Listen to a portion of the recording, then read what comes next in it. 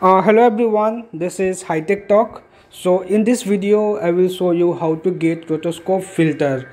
So for this you need to click on this plus icon and you can go to story or reels. I'm going for a story.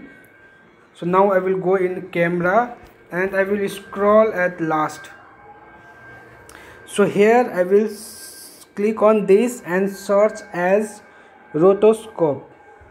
So here you will find a list of filter, so you can use. There are few rotoscope filter, so you can use whichever you like it. So this filter will looks like this. You just need to click on try it to use this filter. I hope this video was useful for you. Thank you.